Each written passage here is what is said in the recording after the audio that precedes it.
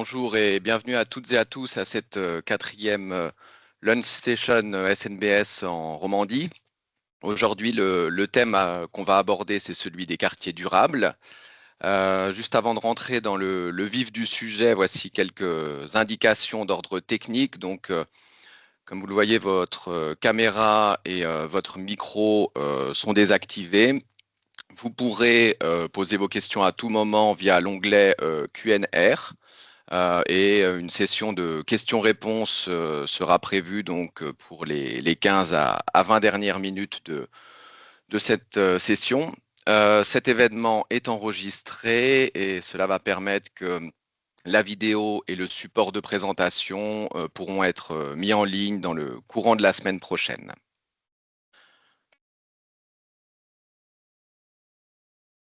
Je change juste la slide. Voilà. Au niveau de la formation SNBS, le prochain cours de base SNBS bâtiment, comme vous le voyez, est fixé au vendredi 28 novembre et se tiendra à Lausanne.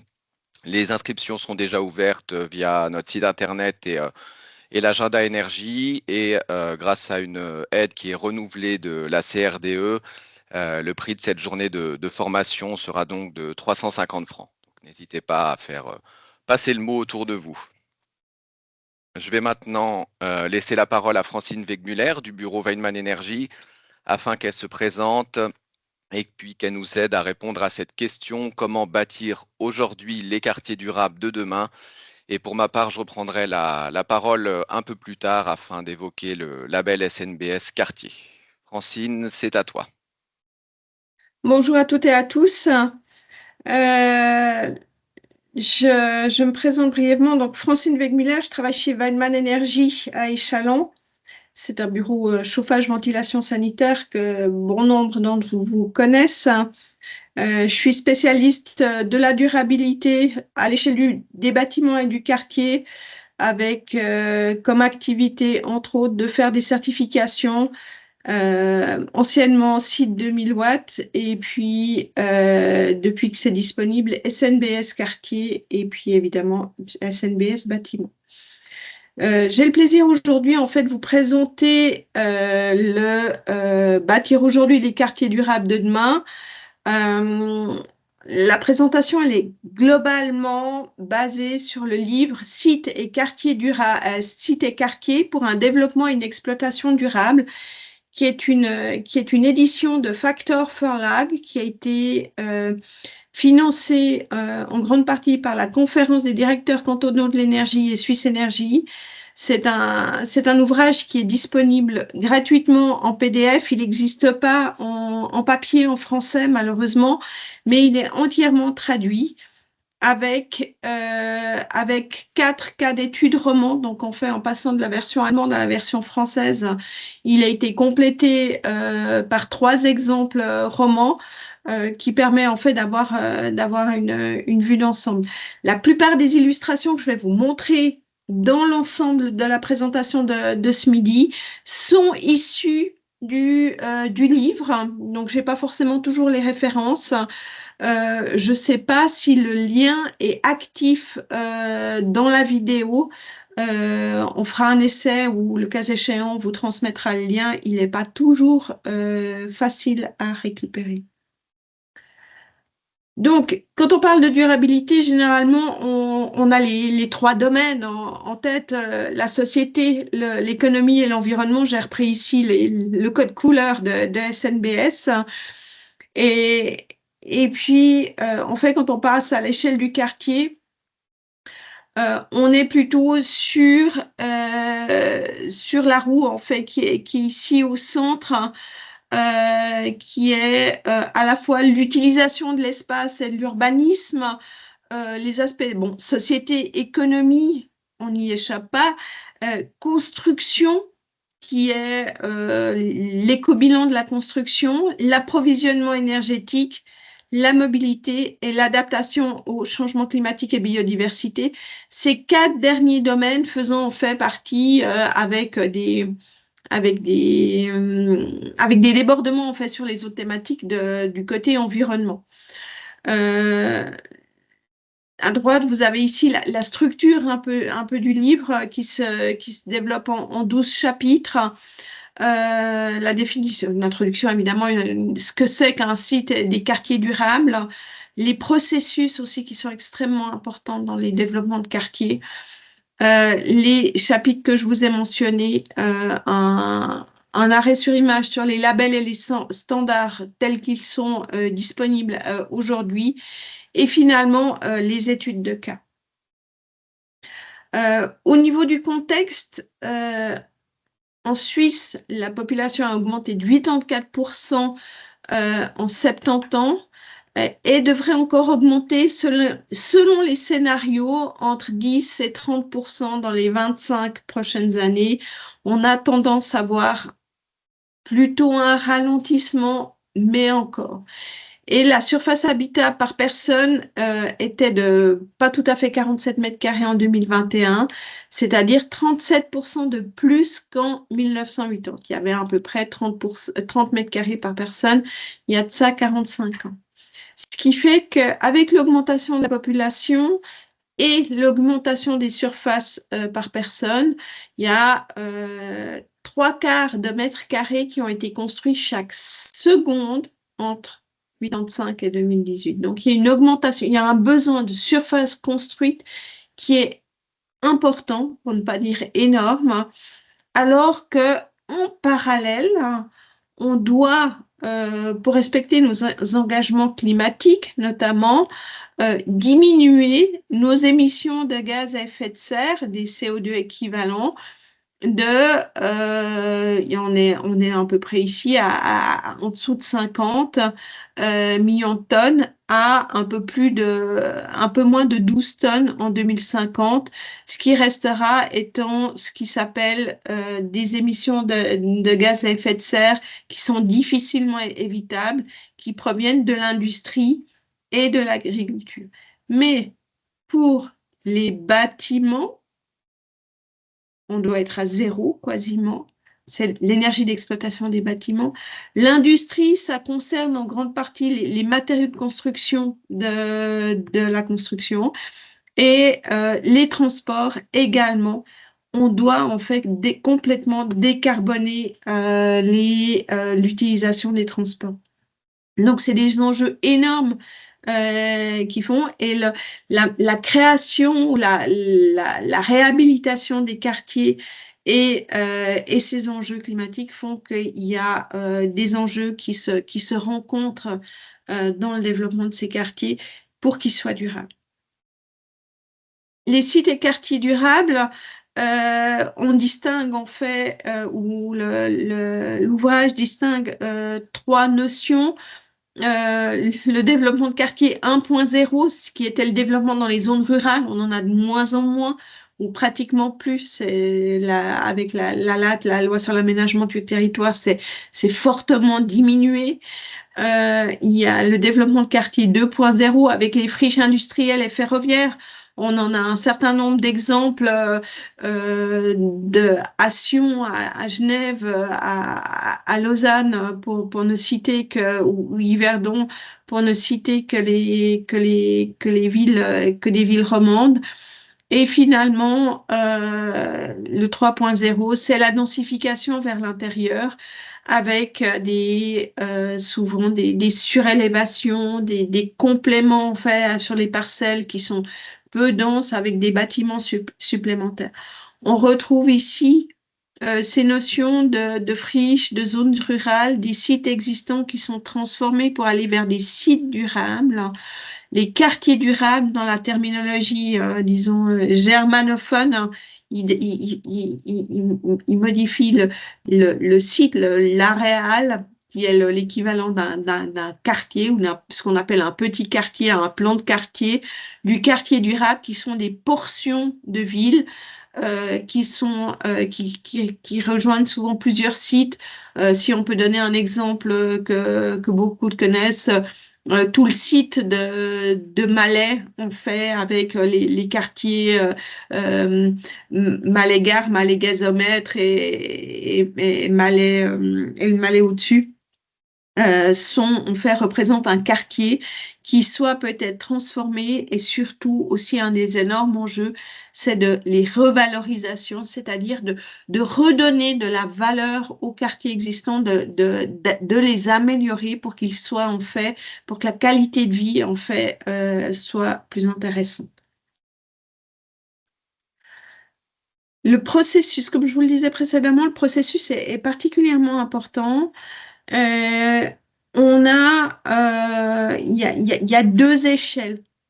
D'une part, il y a l'aménagement du territoire, hein, qui va déterminer en fait les affectations, les densités, les tailles de bâtiments, de grands éléments aussi qui sont en lien avec la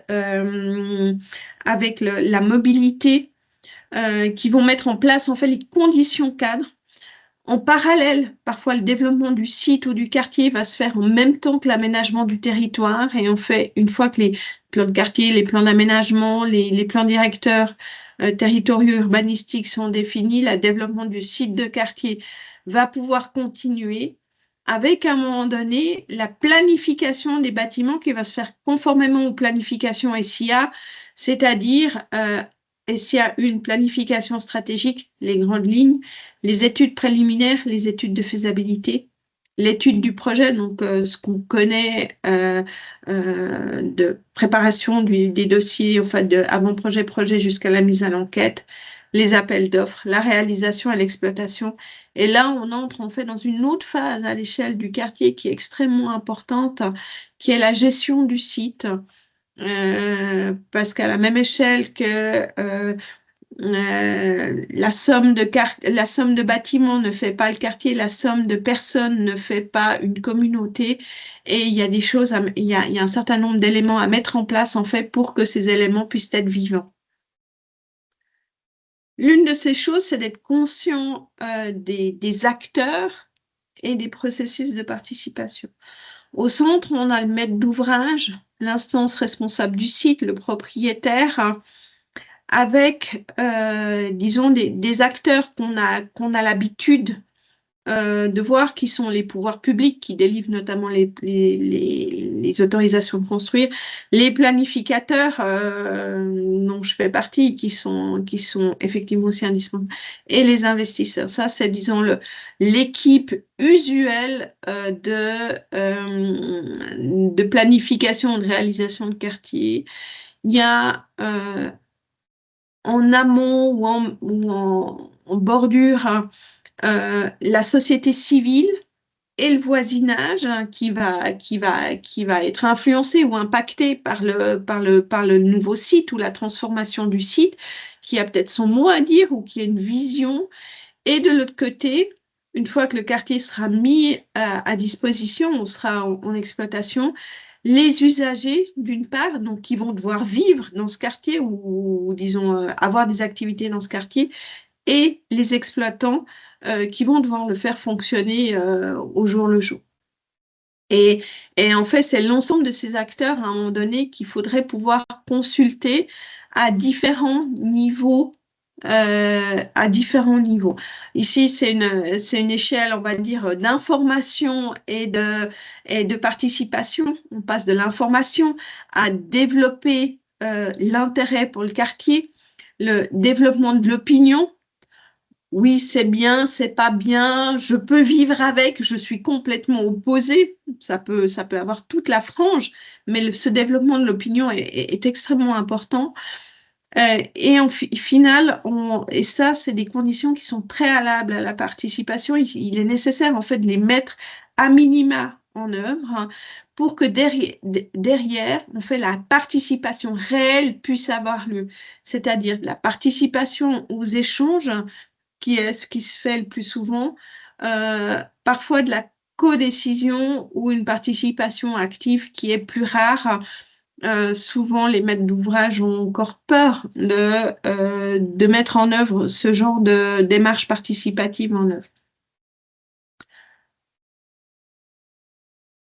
Les quartiers, quand ils sont développés maintenant, on a le problème de l'échelle temporelle entre la planification urbanistique et la mise à disposition du quartier. Quand il y a 5 à 6 ans, c'est extrêmement rapide. Dans les faits, on est plutôt aux alentours de 10 ans, ça dépend de sa taille, voire plus longtemps. Donc, en fait, il faut prendre en compte les évolutions de la société pour qu'un quartier qu'on commence à planifier aujourd'hui, en fait, soit pas complètement obsolète le jour où on remet les clés, où il commence à être en exploitation. On le voit dans certains quartiers qui viennent de sortir de terre et qui, par rapport aux préoccupations actuelles au niveau des éco-bilans, de l'écologie, enfin, de l'énergie et des émissions de gaz à effet de serre de la construction, en fait, sont en décalage assez important par rapport à ce qu'on imagine aujourd'hui étant un quartier durable. Ces évolutions de la société, je ne vais pas entrer en détail parce qu'autrement, je vais déborder sur le temps qui m'est alloué, mais il y a les aspects d'individualisation, de modification des rôles, du vieillissement de la population, de la connectivité de la santé, des modifications des formes de mobilité, les besoins de sécurité, les accès à la connaissance, etc. Ces trends, ces tendances, il y en a beaucoup. Et en fait, il faut en être conscient pour pouvoir en fait mettre à disposition des infrastructures qui à la fois répondent à ces tendances qui sont émergentes, mais aussi qui soient suffisamment agiles pour que s'il y ait des changements qui soient rapides, on puisse s'y adapter en fait sans refaire complètement le projet. L'un des enjeux principaux quand on fait un quartier, évidemment, c'est l'utilisation de l'espace et de l'urbanisation. Vous avez ici 2 illustrations. C'est à la fois la notion de la ville du quart d'heure, c'est-à-dire la possibilité de subvenir à l'ensemble des besoins quotidiens, besoins au sens large, dans un quart d'heure, à pied, idéalement à vélo, c'est-à-dire vivre, apprendre pour apprendre, travailler, partager, réemployer, faire ses courses, aller au restaurant, faire des activités. Le quart d'heure étant souvent le seuil psychologique en fait pour faire les choses à pied. Cette ville du quart d'heure est aussi appelée la ville des courtes distances. Ça sous-entend une certaine densité qui n'est pas toujours bien perçue ou qui doit être soignée pour qu'elle soit bien perçue. Des affectations mixtes, diverses, parce qu'il faut que les choses soient proches, de la proximité, mais aussi de la connectivité, et ça sous-entendu souvent aussi de la digitalisation.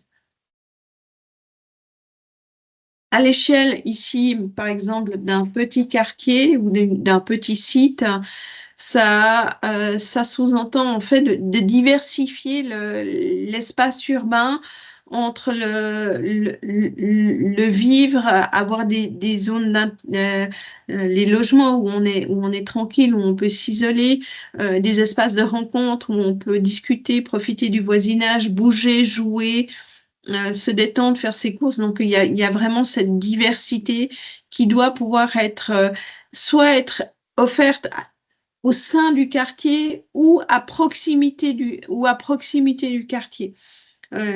C'est pas toujours pertinent d'utiliser uniquement le quartier en vase clos. Il doit pouvoir s'ouvrir sur le voisinage. Cette ouverture ou ces diverses fonctions ouvrent en fait les discussions sur la définition des espaces. L'espace public qui est utilisable par tous à tout moment et de manière illimitée. Le semi-public qui a des horaires en fait qui sont définis, mais qui sont utilisables par tous. Les espaces semi-privés, tout le monde peut utiliser des groupes indéterminés peuvent les utiliser, mais il faut avoir une clé, il faut pouvoir, disons, s'organiser pour y avoir accès. Et finalement, l'espace privé qu'on retrouve en fait d'utilisation de manière illimitée, mais uniquement les personnes en fait qui ont accès par une clé à cet espace-là. On pense bien évidemment au logement. Et par rapport à ces espaces de quartiers ou disons de démarches participatives et de qualité de l'urbanisation et des espaces extérieurs. Je vous illustre ici une étude où, disons, les résultats d'une analyse d'un quartier tel qu'il était perçu sur les aspects de l'atmosphère, de la qualité de séjour, des diversités d'utilisation, de la connectivité, des zones sans circulation, de la végétalisation, de la qualité de l'environnement, avec, donc dans le cadre d'une démarche participative, c'est comme ça que ça a été perçu et qui a été suite à cette démarche participative, à ces échanges, à ces ateliers, qui a permis en fait au fil des échanges d'améliorer certains aspects sur certains points. Donc en fait, ce qui est ressorti des ateliers d'échange a permis en fait d'améliorer la qualité des espaces urbains du quartier. Voilà, je change de domaine pour aller sur le facility management anticipatif. L'idée dans ce cadre-là, en fait, c'est d'intégrer les personnes qui vont exploiter le bâtiment, entre autres, gérer et exploiter les propriétaires pour que le bâtiment ou que le projet en fait soit compatible avec leurs besoins, soit compatible ou adapté à son utilisation. C'est notamment pour les usagers, donc c'est des tailles de logements qui correspondent aux groupes cibles, mais pas uniquement, qui ait une valeur durable pour les propriétaires, que la gestion soit efficace, qu'on optimise les coûts du cycle de vie et que l'exploitation soit durable. Et ça sous-entend que pendant la planification, on prenne en compte les aspects de gestion dans le processus de planification, c'est-à-dire mise à disposition de locaux, des aspects logistiques, de la matérialisation pour qu'elle soit durable, facile à nettoyer, etc., que les coûts d'utilisation influencent en fait les décisions qui sont basées, les décisions dans le cadre de la planification, qu'à la fin, il y ait une documentation qui soit adaptée pour l'exploitation, un mode d'emploi en fait, et finalement faire un contrôle qualité de ce point de vue-là. Et finalement, de l'autre côté, il faut anticiper la gestion, c'est-à-dire mettre en place un concept de gestion, c'est-à-dire comment le bâtiment va être exploité, qui va l'exploiter, qu'est-ce qui devra être fait. Il faudra entretenir les espaces verts, les bâtiments, les nettoyages, les installations techniques, mettre en place du monitoring, par exemple. Il faudra établir des cahiers des charges, mandater des entreprises, mise en place d'un concept de facturation, évidemment, et la structuration de la gestion, avec dans l'objectif de faire de l'optimisation du coût du cycle de vie et de la gestion des informations. Ça nous mène en fait à le modèle de rôle pour le FMA, ce qui est demandé. Je suis pas une spécialiste, alors si vous m'excuserez si je suis pas tout à fait précise là-dessus. On définit d'une part des niveaux qui sont stratégiques, avec notamment le maître d'ouvrage et puis les investisseurs qui sont représentés, le pilotage avec la représentation de la maîtrise d'ouvrage, une direction générale et puis des planificateurs et des entrepreneurs au niveau opérationnel qui vont définir disons, une hiérarchie avec au niveau stratégique des utilisateurs d'un côté qui ont des besoins et un facility manager qui va en fait aider à faire ces besoins en phase stratégique et au final des entités qui vont permettre en fait de définir leurs besoins en disant typiquement le local nettoyage, il faut qu'il soit plus grand parce que le matériel qu'on a besoin ces temps où le stockage il est plus important, il faut qu'on ait un accès à l'eau chaude, il faut qu'on soit plus près des accès extérieurs, etc., etc. Au niveau construction, ici on parle d'éco-bilan de la construction. Vous connaissez ces schémas. On extrait de la matière, elle est transportée, elle est transformée, elle est retransformée, elle est retransportée pour être construite ou, si on a un bâtiment existant, pour la rénovation. Ensuite, le bâtiment, quand il est mis en service, il va en phase d'exploitation avec des fois quelques cycles de rénovation, on y reviendra. Et en fin de vie du bâtiment, il y a une démolition, une déconstruction avec un transport, éventuellement un réemploi qui va être mis en place soit sur le bâtiment existant, soit sur d'autres bâtiments, ou un transport et soit du traitement des déchets en dernier recours ou de la revalorisation. Au niveau, ça c'est le cycle de vie, on va dire, au niveau des matières. Si on le regarde au niveau des bâtiments, on a des émissions qui sont liées à la fabrication et à la construction des matériaux ou à la rénovation. Ensuite, chaque année, on a les émissions de gaz à effet de serre qui sont faites durant l'exploitation. Et parce que les bâtiments ont des durées de vie qui sont différentes de façon normative. On considère qu'un bâtiment a une structure primaire qui va durer 60 ans. On est bien d'accord que idéalement ou même objectivement, il faudrait que ça dure beaucoup plus longtemps. Tout ce qui est les revêtements extérieurs, les murs, les toits et autres, c'est 40 ans. Donc, ils vont être remplacés au bout de 30 ou 40 ans, ici 30 ans. Tout ce qui est les aménagements intérieurs 30 ans et les installations techniques entre 20 et 30 ans. C'est-à-dire que sur la vie du bâtiment, le remplacement du chauffage sur 60 ans, on va le remplacer 2 fois. Les revêtements intérieurs au bout de 30 ans, les aménagements, enfin les façades extérieures, la toiture, ça dépend des synergies, mais entre 30 et 40 ans, etc.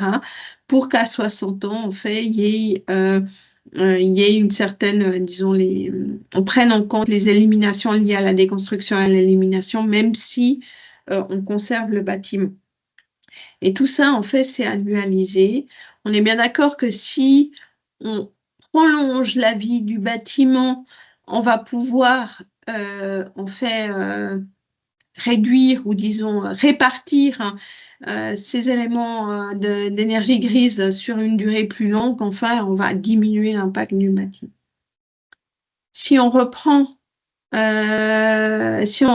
quand on a une économie linéaire, ce que je vous ai présenté avant, ici du A1 au C4, hein, on se retrouve ici avec une économie, bon, elle est un peu courbe, mais elle est linéaire, hein, de l'extraction des matières hein, jusqu'à l'élimination.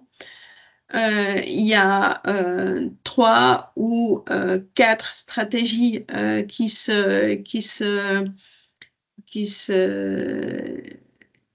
dégage, c'est le maintien du bâtiment, c'est-à-dire sa conservation disons dans sa structure la plus importante, le reconditionnement, c'est-à-dire ou le réemploi, le reuse, éventuellement le changement d'affectation et la revalorisation, le recyclage qui est le dernier recours.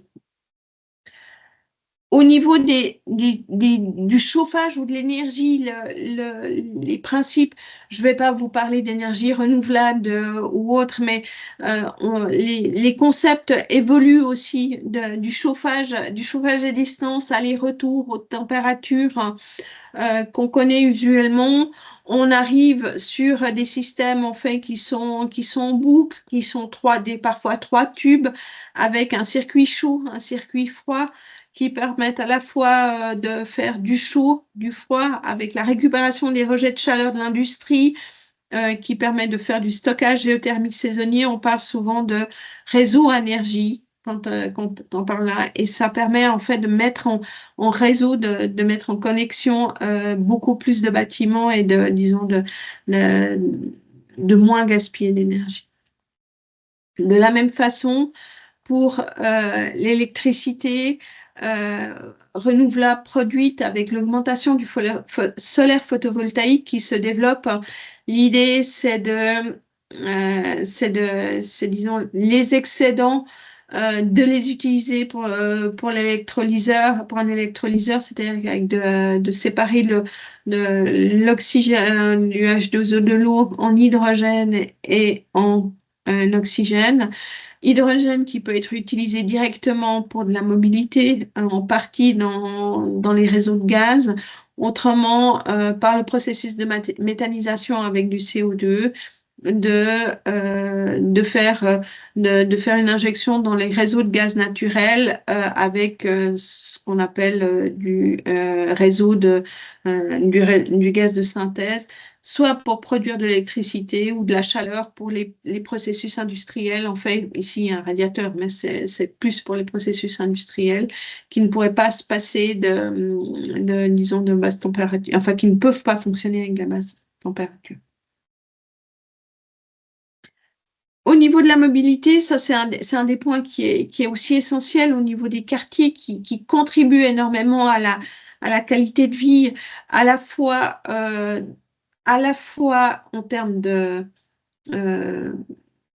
en étant actif, en évitant des nuisances, si on parle de transport, de mobilité active ou douce, d'éviter le bruit, éviter le tout. Si on regarde les transports publics, si on compare l'occupation des sols pour les voitures, on est à 178 mètres carrés. Les vélos, on est plus de 4 fois moins.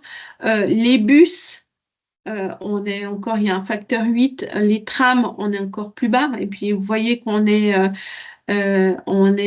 sur des taux d'occupation qui sont 2/3 pleins, et les piétons qui marchent d'un pas tranquille, on est encore en dessous. Donc, effectivement, les moyens de transport, il y a des nuisances, ça prend de la place, ça nécessite des infrastructures, mais surtout, ça prend de l'espace urbain. Et si on ne dédie pas tout à la voiture, on gagne énormément de place pour les autres aspects. Donc, la mobilité d'un site, elle va dépendre de son lieu, de sa taille, des affectations. On n'a pas les mêmes besoins en termes de mobilité si on est au centre-ville, si on est en périphérie, si on est en zone rurale.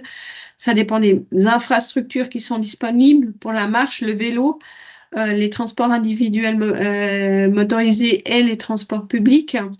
J'étais hier à Genève.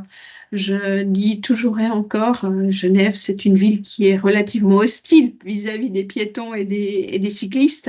C'est stressant, c'est moyennement agréable. Et c'est vrai que l'espace urbain, en fait, définit souvent le choix du transport. Et il y a un certain nombre de mesures qui permettent de gérer la mobilité et d'influencer le choix des transports publics qu'on va prendre. Et ces éléments-là vont évidemment définir la densité de trafic, le comportement en matière de transport. Un petit aparté par rapport au type de motorisation, si on va vers la décarbonisation, on est bien d'accord que les 178 mètres carrés, quel que soit le type de motorisation, bon, si c'est une vieille Fiat 500, une petite Topolino ou un gros SUV, il prendrait une place de parc un peu différente, mais en termes d'espace routier et autres, ce sera à peu près le même espace. Par contre, ce qui est intéressant au niveau de l'impact des espaces, ça, c'est des illustrations en fait qui viennent du site. Soyez au courant avec une source qui vient de l'Institut Paul Scherrer et puis ici de l'ouvrage Sites et quartiers. On voit que les routes et les rues, la fabrication du véhicule sont identiques pour toutes, donc la carcasse et tout avec les systèmes de sécurité sont identiques. Ensuite, le moteur ou l'entraînement sans batterie, ben, ça dépend du type de motorisation. Ensuite, on a les batteries qui se rajoutent pour les véhicules électriques. Ici, on a la pile à combustible. Et ensuite, là, on a la fourniture d'énergie, c'est-à-dire l'énergie, le scope 2, en fait, de l'énergie pour la transformation d'énergie. Et ensuite, ici, on a les gaz d'échappement, donc vraiment le fait de consommer l'énergie sur ce. Et on voit que en Suisse, disons, les motorisations électriques sur le mix suisse ou le mix européen, où les piles à combustible sont nettement plus efficaces que l'essence ou le diesel notamment, le gaz naturel est à peine plus favorable. Voilà, je vous ai mis le site internet Soyez au courant qui permettent un peu aussi de donner des informations par rapport aux bandes de recharge, aux mises en réseau, etc., qui sont aussi des questions qui doivent être abordées actuellement dans le cadre des quartiers durables. Je vois le temps qui avance. Au niveau des aménagements extérieurs, il y a de nombreuses fonctions en fait qui se cumulent. C'est des espaces de rencontre, c'est des espaces de détente, c'est des espaces de jeu, c'est des espaces où il faut réduire l'effet d'îlot de chaleur. Hein. Ici, quelques impacts de choix de revêtement de l'air plutôt que de l'asphalte, ou de mettre des arbres sur de l'asphalte ou pour remplacer l'asphalte par des pavés, mettre de l'eau. Et aussi pour la biodiversité, on voit que si on privilégie en fait des espèces locales, on a beaucoup plus d'espèces d'insectes que si on a des espèces ornementales qui sont effectivement jolies, mais qui sont moins favorables. Après, certains diront que les insectes ne sont pas désirables, mais ça, c'est une autre question. L'adaptation au changement climatique, en fait, on le voit, il y a de nombreux géoportails qui sont disponibles, ils sont cantonaux, ils sont pour les communes aussi sur les sites de la Confédération. Et rien que l'analyse du territoire permet déjà d'évaluer l'impact en fait de l'urbanisation sur les températures. Hein. Ici, on voit dès qu'on est hors de la ville, en fait, il fait nettement moins chaud qu'à l'intérieur. Et aussi sur les flux d'air qui sont en fait des impacts importants. Et quand on planifie les quartiers, il y a à la fois les aménagements extérieurs qui doivent être aménagés, mais aussi l'orientation des bâtiments qui doivent être pris en compte. Ici, au niveau du microclimat, je ne vais pas vous donner l'ensemble des mesures qui sont possibles de faire, mais si on voit les grandes familles, il y a l'urbanisme, notamment en garantissant les circulations d'air, donc c'est les orientations de bâtiments, ne pas construire en dehors de l'empreinte au sol des bâtiments, prévoir les ombrages et la ville éponge, avoir des espaces extérieurs qui soient verts, perméables, qui protègent les sols, végétaliser les bâtiments et avoir des bâtiments qui sont adaptés au changement climatique, notamment avec l'optimisation de la taille des fenêtres, les protections solaires, on n'y échappe pas, des capacités thermiques suffisamment élevées et une utilisation efficace de l'énergie. Pour tout ce qui concerne la ville éponge, je vous remets ici en fait un site de BSA, la villeéponge.info, qui met à disposition énormément de matériel d'information, qui fait également des webinaires et qui vient de lancer une checklist pour une gestion durable des eaux de pluie dans les quartiers, une aide à la planification que je n'ai pas encore eu l'utilisation d'essayer, mais qui a l'air vraiment très bien avec beaucoup d'exemples. Voilà, je vous ai mis ici les quelques éléments au niveau de la bibliographie. De nouveau, encore le livre. Une des références importantes du livre, qui est le manuel de développement de quartier enseignement pratique tiré de 8 années du programme Projet urbain. Le guide Ananas, qui est payant par contre. Les normes SIA 112/1 construction durable et SIA 25 ans de développement territorial durable. Soyez au courant, les villes éponges et les géoportails, je ne vous ai pas mis le détail. Voilà, peut-être juste 2 exemples de quartiers. qui sont présentés dans l'étude de cas. Le quartier de l'Étang à Vernier, qui fait à peu près 250 000 mètres carrés. Et ici, quelques éléments ont fait en lien avec la vie de quartier qui ont été mis en place dans le cadre de... Il y a un partenariat quand même assez fort entre la commune et puis, disons, les propriétaires du quartier. On a une assemblée de quartier, on a un contrat de quartier qui permet de mettre en place des projets. Il y a le Café des Possibles qui est un espace de rencontre, aussi un Repair Café. Il y a un marché hebdomadaire qui a été mis en place. Il y a des jardins communautaires en toiture avec des terrasses accessibles. Il y a un espace socioculturel, une école, une garderie, un dojo en fait qui est multi-usage et une grande mixité des affectations puisqu'il y a des logements, mais aussi des commerces, des bureaux, des espaces de loisirs. Et l'Université de Lausanne à Dorigny, donc, qui est aussi à peu près de la même taille, de 150 000 mètres carrés, qui lui est un site en transformation, puisqu'ils sont en prévision de modifier ces espaces urbains. Il faut, disons, de rénover les bâtiments et autres, parce que pour l'instant, la construction a commencé dans les années 70. Par contre, là où il y a énormément de choses qui ont été faites, notamment, c'est sur les espaces verts. Bon, il y a la présence d'eau, vous me direz là qu'il était là avant, mais il y a la rivière, il y a des projets de renaturalisation de la rivière, aussi des berges, de créer ici un chenal, il y a de la forêt, il y a énormément d'arbres, etc. Voilà, je suis désolée, Erwan, j'ai un peu débordé Pas de et je te souci, redonne la parole. pas de souci. Merci Francine. Et puis avec tes deux dernières slides, donc sur deux quartiers qui sont certifiés SNBS, on a une transition idéale pour présenter le label SNBS Quartier. Alors, une partie d'entre vous a sûrement déjà assisté à l'une de mes présentations à ce sujet, mais un petit rappel n'est jamais de trop. Et puis, ça va surtout nous permettre d'aborder ensuite la session des questions avec une bonne vue d'ensemble sur la notion de quartier durable.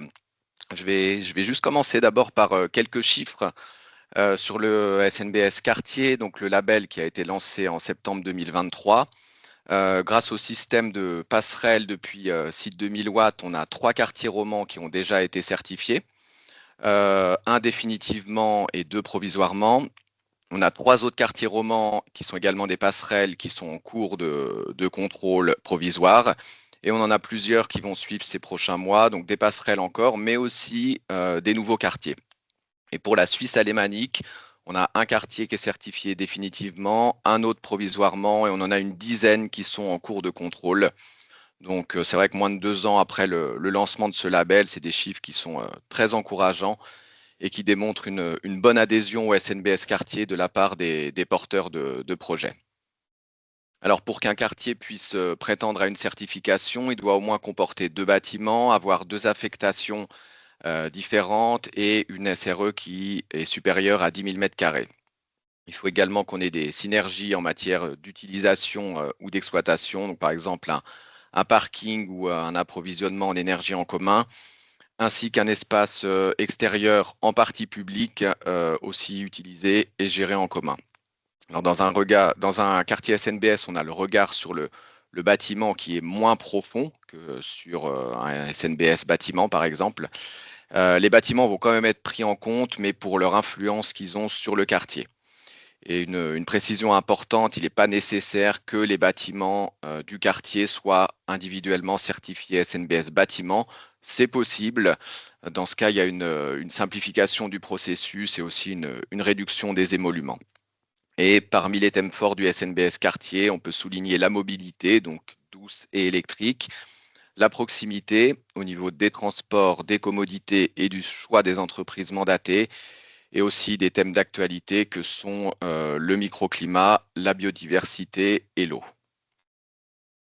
Voici la structure du SNBS quartier. Donc, il est composé de 3 domaines, 12 thèmes, 4 pour chaque domaine, 30 critères et 8 ans de grandeur mesurée. Le domaine environnement à lui seul, il représente près de la moitié des critères et l'autre moitié répartie en part égale entre le domaine société et le domaine de l'économie. J'ai encadré en vert les 8 critères qui sont spécifiques au SNBS quartier qu'on ne retrouve pas dans le SNBS bâtiment. Pour société, on a gouvernance, participation, le développement du quartier, l'accès et la desserte du quartier. Pour économie, on a le caractère abordable des surfaces utilisables, la communication, et dans le domaine environnement, comme critères spécifiques au SNBS quartier, on a le concept énergétique, l'optimisation de l'exploitation et l'utilisation de l'économie circulaire. Et toujours dans ce domaine environnement, on retrouve des critères ou des grandeurs mesurées qui sont issus de Minergie et de Minergie Eco. On sait que les objectifs de développement durable et dimension ESG, la taxinomie européenne, ce sont des repères importants pour des projets de quartier durable, et c'est pour ça qu'il y est fait référence à la fin de chaque fiche critère du SNBS quartier. On a les développeurs et les maîtres d'ouvrage qui peuvent ainsi mieux s'orienter et puis définir des priorités. Et je profite de cette slide pour rappeler que le SNBS est le fruit d'une collaboration entre spécialistes issus des sphères privées et publiques, et qu'en proposant des outils pratiques pour mettre en œuvre des projets de construction durable, il fournit une traduction simple de l'agenda 2030 qui est utilisable de la phase de planification jusqu'à l'utilisation. Quelques mots sur les points forts de ce label, avec tout d'abord un accent sur le bâti commun. Donc le SNBS quartier, il va pas se focaliser sur les différents bâtiments, mais sur le contexte général du quartier. L'accent sur l'espace libre ensuite, avec cette approche par quartier, on a les thèmes qui sont liés à l'espace libre qui sont au premier plan. Ça ne va pas concerner seulement les thèmes écologiques, mais aussi et surtout les thèmes sociaux. On a l'accent qui est également mis sur l'aménagement du territoire. On va examiner toutes les phases du développement du quartier, donc ce qui va comprendre aussi bien les processus que les organigrammes et les utilisations intermédiaires. Et enfin, bien entendu, un accent sur l'énergie et les émissions de gaz à effet de serre. Les bâtiments du quartier doivent respecter des exigences élevées en matière d'efficacité énergétique et d'émissions de gaz à effet de serre dans le domaine de la construction, de l'exploitation et de la mobilité. Vous voyez ici un graphique qui résume le processus de certification et de transformation d'un quartier SNBS. La certification provisoire, elle intervient généralement à la fin de la phase SIA 2. Donc dans le cas de grands projets qui se réalisent en plusieurs étapes et qui s'étalent sur la durée, on recommande de solliciter une ou plusieurs étapes intermédiaires afin notamment de ne pas prendre le risque d'attendre 10 ou 15 ans sans avoir de contrôle effectué dans l'intervalle et de compromettre la certification avec des notes qui seraient insuffisantes sans possibilité de les rehausser. Pour chaque intermédiaire, il y a un document qui sera remis par notre office de certification attestant qu'un contrôle a été effectué. Et j'en profite pour vous informer, ça c'est une nouveauté, qu'il a été décidé donc au niveau suisse que selon la complexité et la durée du projet, l'organisme de certification peut déclarer des étapes intermédiaires obligatoires. Donc ça va être intégré dans la prochaine version qui sera publiée de l'aide à l'utilisation sur notre site internet.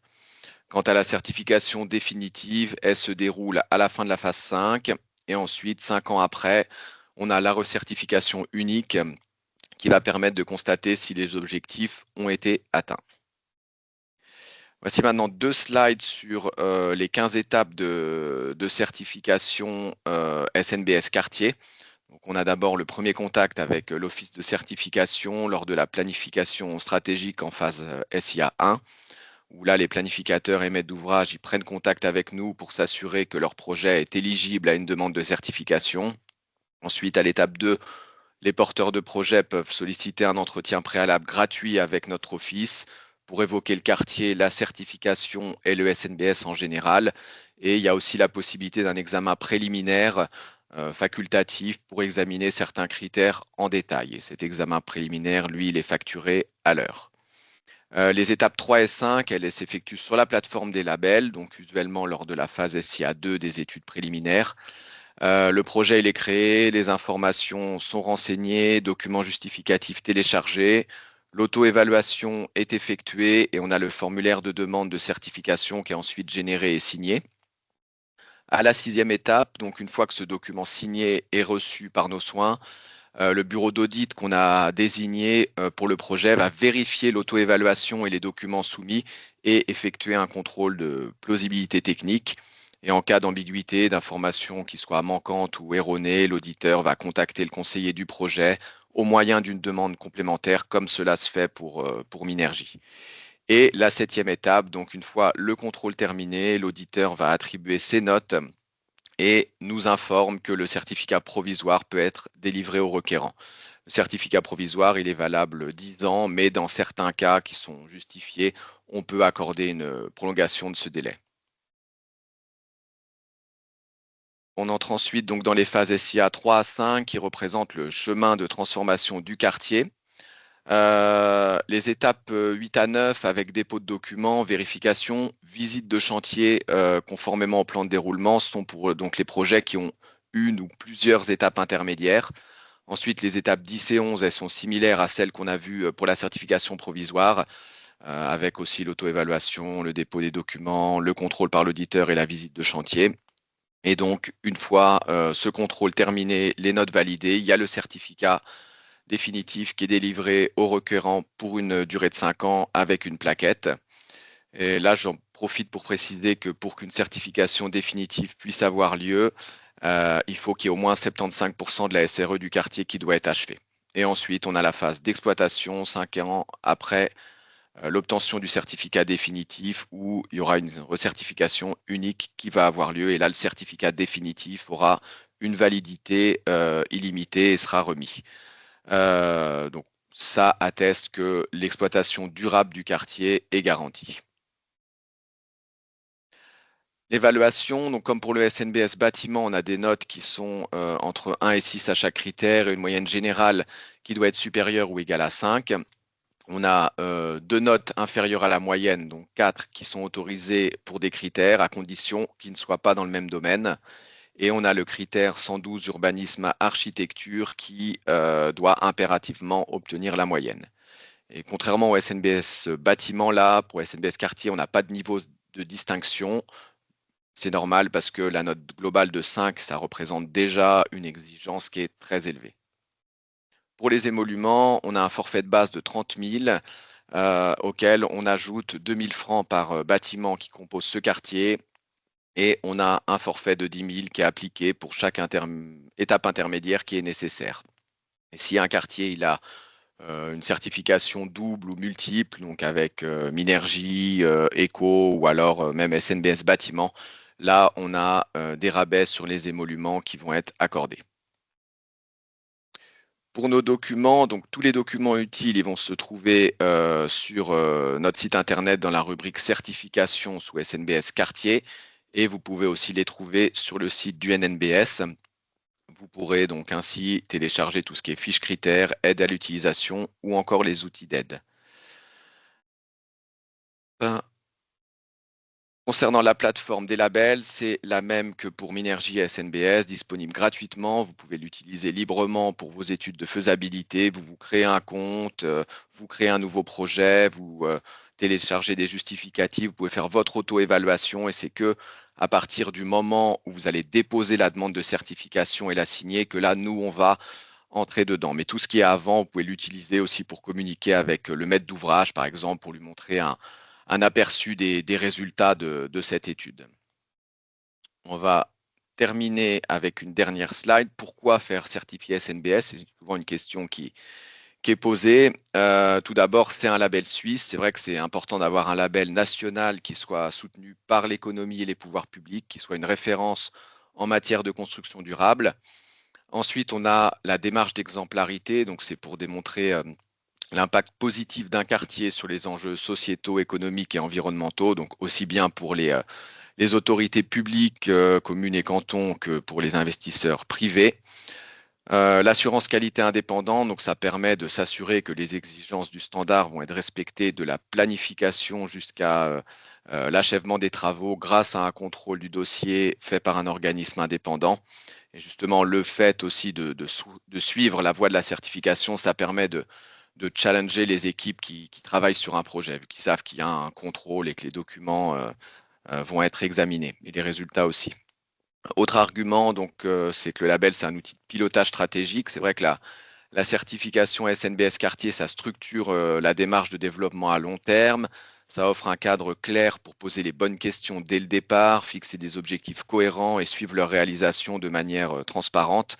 C'est vrai que c'est un véritable outil de gouvernance pour les collectivités, les aménageurs et les investisseurs. L'attractivité du quartier, c'est vrai que le SNBS Quartier valorise l'accessibilité, la mixité des usages, la participation des utilisateurs et la qualité de vie au quotidien. Donc ça va favoriser l'appropriation du lieu par ses usagers et ça va aussi limiter les risques de vacances. Et ça, c'est très important pour les investisseurs. Et puis ça évite les quartiers un peu fantômes, les quartiers dortoirs comme on a pu voir pousser à une époque.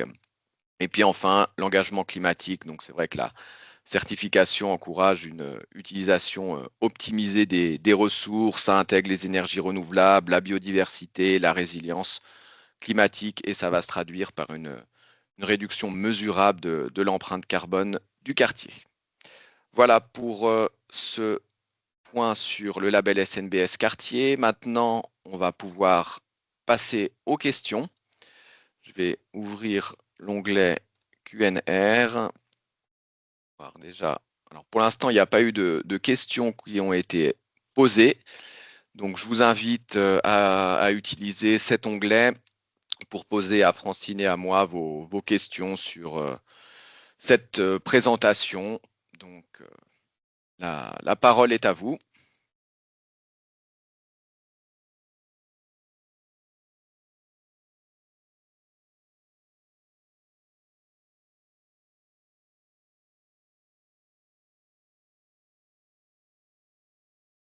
Alors d'habitude, on a souvent des questions.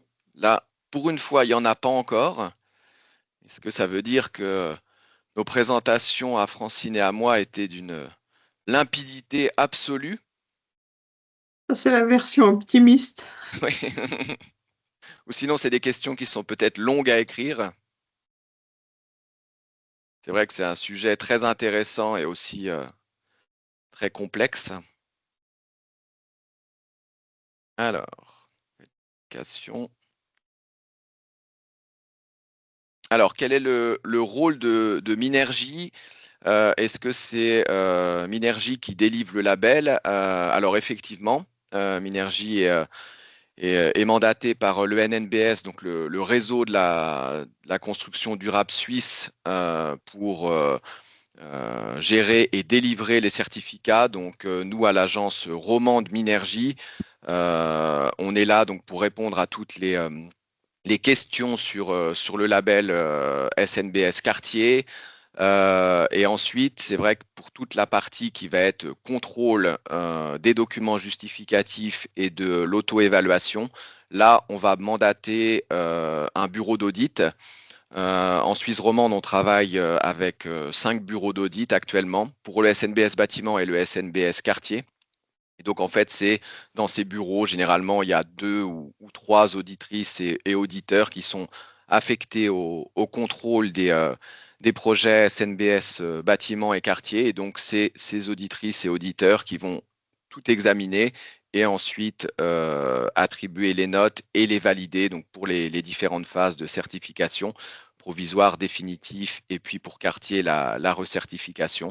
Et ensuite, une fois que c'est terminé, c'est nous, l'agence romande Minergie, qui va délivrer le label. Donc avec notre signature, on va envoyer une lettre ainsi que les différents certificats aux différentes étapes. On a une deuxième question. Des subventions à l'échelle des quartiers n'existent pas ou peu. C'est juste. Est-ce que cela pourrait être un levier fort et multithématique? Alors, actuellement, au niveau des subventions SNBS quartier, en tout cas en Romandie, il y a le canton de Vaud qui subventionne jusqu'à hauteur il y a un plafond normalement de 20 000 francs. Ça couvre, ça doit couvrir 60%, jusqu'à 60% des émoluments de certification, mais effectivement, il y a ce plafond de 20 000 francs. Pour le canton de Genève, il y a pour le SNBS bâtiment, pour le SNBS quartier, j'ai pas trouvé l'information actuelle. Je ne sais pas si Francine, toi, tu as des informations sur Genève pour la partie quartier. Non, pas à ma Non, connaissance. Donc effectivement, c'est vrai qu'il n'y a pas encore beaucoup de subventions. Ça pourrait être un levier. Ensuite, les subventions, c'est vrai que c'est une chose, mais il ne faut pas oublier que construire selon le SNBS, c'est aussi une vision à long terme, voire à très long terme, et qu'au final, des économies, le fait de bien penser un projet dès le début, permet de faire des économies plus tard si on veut faire des transformations, si on veut éviter d'avoir des taux de vacances importants, si on veut avoir des quartiers vivants qui peuvent ensuite facilement changer aussi d'affectation pour certains bâtiments. Donc oui, les subventions, c'est une chose. C'est dommage qu'il n'y en ait pas dans un grand nombre de cantons, mais ça ne doit pas être non plus un frein pour les investisseurs. Je ne sais pas, Francine, si tu partages mon avis. Oui, alors et puis, alors, de toute façon, et puis il y a le côté, les subventions, elles sont délivrées par les services de l'énergie.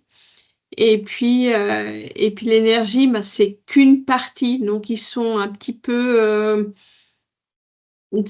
frileux. C'est pour ça qu'en fait, il y a qu'une reconnaissance. En fait, même sur Vaud, c'est que c'est une reconnaissance en fait de la qualité du label. C'est pas une incitation à faire le label. Je dirais, c'est plus marketing que vraiment une incitation financière par rapport à ce qui se fait dans les autres cantons. Enfin, par rapport à l'énergie ou à la transformation. Il faut effectivement il faut aussi le voir en termes de plus-value, en termes de communication, de plus-value sur la durée et puis d'assurance qualité au niveau de la durabilité. C'est ce qu'apporte tout label, c'est le contrôle en fait de l'ensemble du dossier par quelqu'un d'externe au projet, donc qui va pas dire ouais, mais on a fait ce qu'on pouvait, c'est bien quand même. Et puis parfois une dérive en fait du respect des exigences. Le fait d'avoir une grille absolue. Et puis ça permet de dire, bah,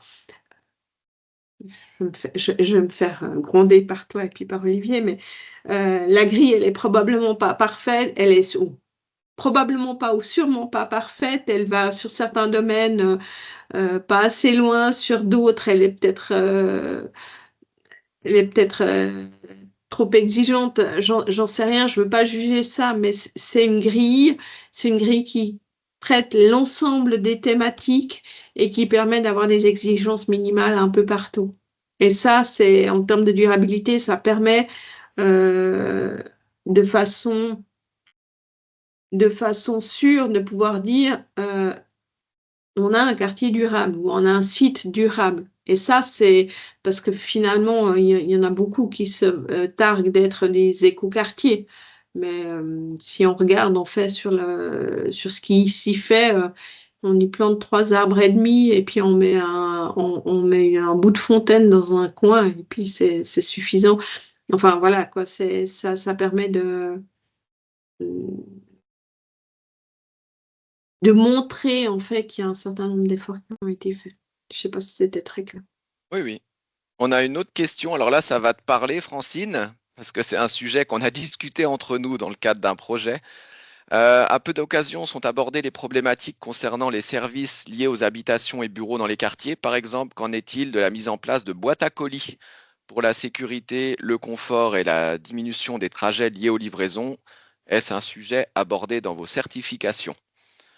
Alors c'est vrai qu'avec Oui, Francine, on a eu une discussion pour un oui, projet en Valais, effectivement, où Francine m'a contacté. Donc là, Francine avait le rôle de, contrôleuse. de contrôleuse du projet. Et donc, c'est la conseillère du projet qui lui a soumis ce point pour la réduction du transport individuel motorisé, savoir justement si on pouvait reconnaître comme mesure ces boîtes à colis. Et effectivement, c'est quelque chose qui a fait l'objet d'une discussion et qui est pertinent. Et il y a aussi, mince, j'ai plus le numéro en tête.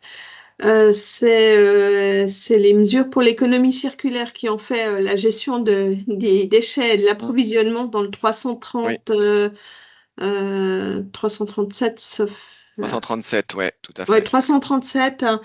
Il y a une grandeur mesurée qui examine en fait les locaux qui sont à disposition pour le stockage des déchets à éliminer ou recycler, mais aussi les stockages en fait pour les livraisons ou les stockages intermédiaires. Et il y a typiquement, alors c'est pas forcément des SNBS quartiers, mais des quartiers qui mettent en place en fait une réception ou disons un endroit il y a une conciergerie en fait qui est, comme elle est centralisée, ils ont une personne qui est sur place en permanence, qui peut réceptionner des colis pour les habitants. Ça fait partie des services qui peuvent être proposés. Il y a des choses qui sont faites. Après, je dirais, c'est la structure SNBS qui fait qu'il y a un minimum à faire. Et puis, dans chaque domaine, on peut aller plus loin. Et puis, mais on n'est pas obligé d'aller à fond dans chaque domaine pour être exemplaire d'un point de vue de la durabilité. Sur 30, sur 8 ans de grandeur mesurée, 30 critères, il y a une pesée des intérêts qui doit être faite, ne serait-ce que pour les questions d'économicité. Donc, il faut faire des choix aussi en fonction des spécificités du projet. Tout à fait. Parfait. Alors, on peut prendre une dernière question, éventuellement. Vu qu'on avait commencé quelques minutes après. Si quelqu'un a une dernière question, hein, sinon, c'est pas forcément. On pourra arrêter là, il n'y a pas de souci. J'essaye d'ouvrir les micros. Oui, Voilà, normalement, voilà. si quelqu'un veut s'exprimer oralement, ça sera plus facile peut-être comme ça.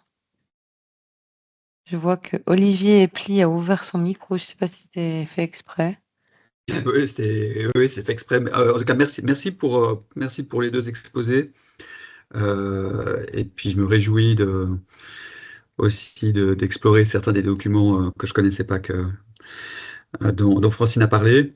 Je pense qu'effectivement, le rôle de fédérateur méthodologique que joue le label est important. La démarche SNBS Quartier, elle aligne tout le monde sur ses objectifs. Et rien n'est parfait, le système va évoluer, mais ça a le mérite vraiment d'obliger tout le monde à objectiver l'évaluation de l'atteinte dans différentes thématiques, et l'expérience faite montre que c'est vraiment intéressant. Tout à fait. Donc voilà, merci beaucoup. Avec plaisir. Si on n'a pas d'autres questions, on va pouvoir clôturer cette 4e lunch session. Et la prochaine aura très probablement lieu en octobre.